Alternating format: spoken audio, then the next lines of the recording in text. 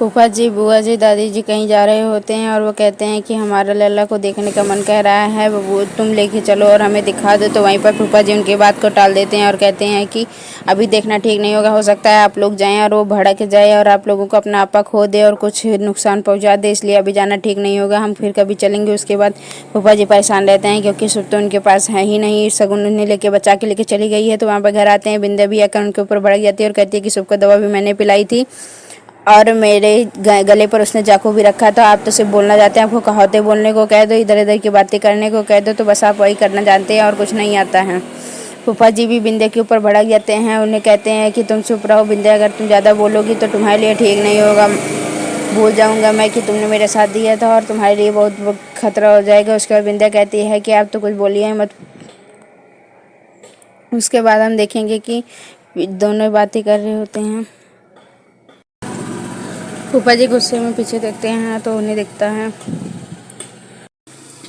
कि गेट के पास दादी खड़ी हैं, तो वो दोनों डर जाते हैं और एक दूसरे का मुंह देखने लगते हैं। तभी वो दादी अंदर आती हैं, वो गुस्से में देखता है, उनका फेस एकदम गुस्से में रहता है, लेकिन उन्हें लगता है कि दादी ने सब कुछ सुन लिया है, लेकिन वो कुछ सुनी नहीं रहती हैं क्योंकि उनके फ़ोन में ईयरफोन लगा हुआ रहता है और उसमें जो सॉन्ग चल रहा होता है उसकी वॉल्यूम बहुत तेज़ होती है। वो फूफा जी से अंदर आके कहती हैं कि इसमें देखो ना, वॉल्यूम बहुत तेज़ हो गई है, इसके वॉल्यूम को कैसे धीमे कहते हैं। तो फूफा जी वॉल्यूम वाली बटन से उसे धीमे कर देते हैं और कहते हैं कि यही दबा करके धीमे किया जाता है।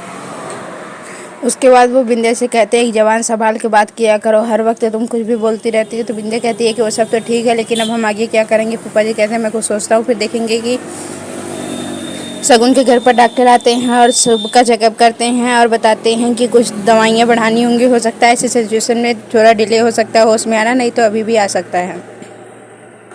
उसके बाद हम देखेंगे कि शुभ जो है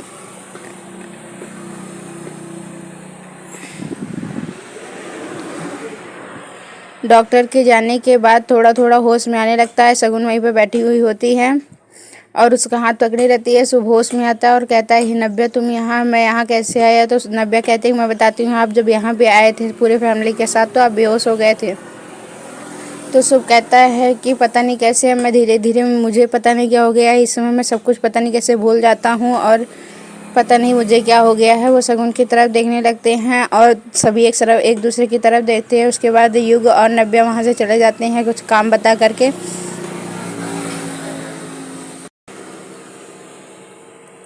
उसके बाद हम देखेंगे कि शुभ जो है शगुन का हाथ पकड़ लेता है और उसके साथ कुछ बातें करता है प्यार से। शगुन कहते हैं कि मुझे आपका ख्याल रखना है बहुत ज़्यादा, ताकि आप ज़्यादा जल्दी ठीक हो जाएं। शुभ कहता है कि मैं जब भी किसी प्रॉब्लम में होता हूँ तो तुम एक फरिश्ते की तरह मेरे पास आ जाती हो और मुझे बचा लेती हो। तभी वहाँ पे दूसरी तरफ देखेंगे कि नव्या जो है फ़ोन से बुआ जी से बात कर रही होती है और उन्हें रोकती है कि अभी आप भैया से मिलने मत जाइए, हम बाद में चलेंगे एक साथ। उसके बाद वहीं पर युग आ जाता है और उनकी बातें सुन लेता है, जिसमें वो कहती है कि वह मुझे यकीन है कि शुभ भैया बहुत जल्दी ठीक हो जाएंगे और घर वापस आ जाएंगे।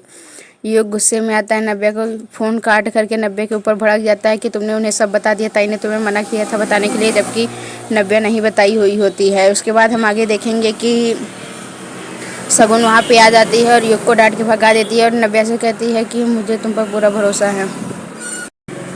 नव्या भी कहती है कि भाभी मैंने उन्हें कुछ नहीं बताया, वो तो उन्हें मिलने जा रही थी तो मैंने कहा कि मैं भी आ जाऊंगी तो हम दोनों साथ में चलेंगे। तो युग ने गलत समझ लिया। शगुन कहती है कि युग तुम जाए यहाँ से। युग उसके ऊपर भड़क जाता है और वहाँ से गुस्से में चला जाता है। वहीं पर शगुन जो है नव्या का हाथ पकड़ के कहती है कि नव्या तुम चिंता मत करो, मुझे तुम पर पूरा भरोसा है, तुम कुछ भी गलत नहीं करोगी क्योंकि शुभ सर तुम्हारे भी भाई हैं।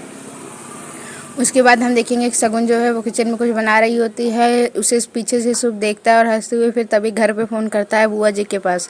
रिंग जा ही रही होती है, बुआ जी कुछ काम कर रही होती है और फ़ोन नहीं एक्सेप्ट कर पाती हैं। फूफा जी से कहती हैं आप प्लीज़ फ़ोन एक्सेप्ट करिए। फूफा जी फ़ोन एक्सेप्ट करने जा ही रहे होते हैं। जैसे ही वो फ़ोन के पास पहुंचते हैं तो वो देखते हैं फ़ोन कट जाता है। शगुन शुभ का फ़ोन छीन के फ़ोन काट देती हैं और कहती है कि मुझे आपका ख्याल रखना है और अब आप किसी से बात नहीं करेंगे, आपका फ़ोन मेरे पास रहेगा। तभी युग वो शुभ कहता है कि अब तुमने टाइप कर बीबी वाली बात करनी चालू कर दी है एकदम। तो शगुन कहते हैं तुम क्या कहना चाहते हो, मैं झगड़ालू बीबी हूँ। तो शुभ कहता है कि नहीं, मेरा मैंने करने का इससे मतलब नहीं था। तो शगुन कहती है मैं भी मजाक कर रही थी, आप डर गए। तो शुभ कहता है कि हाँ मैं डर गया क्योंकि तुम्हें खोने के डर से मैं बहुत डरता हूँ। उसके बाद दोनों एक वहाँ से शुभ चला जाता है और कहता है ठीक है फ़ोन शगुन रख लेती हूँ। शुभ के वहाँ से जाने के बाद वहाँ पर युग आ जाता है और कहता है कि ताई आप जीजा जी को सच क्यों नहीं बता देती हैं, जानती हैं ना कि झूठ के बुनियाद पे रिश्ते ज़्यादा देर तक चल नहीं पाते हैं। शगुन कहती है कि फूफा जी हर बार मेरे सच को झूठ साबित कर देते हैं, इस बार हमें पूरे सबूत के साथ ये सब करना होगा। तभी युग कहेगा कि नहीं ताई इस बार आपको सच बता देना चाहिए। बाकी के एपिसोड देखने बहुत इंटरेस्टिंग होंगे। प्लीज़ चैनल को लाइक शेयर और सब्सक्राइब कर दिए। Thank you so much for watching.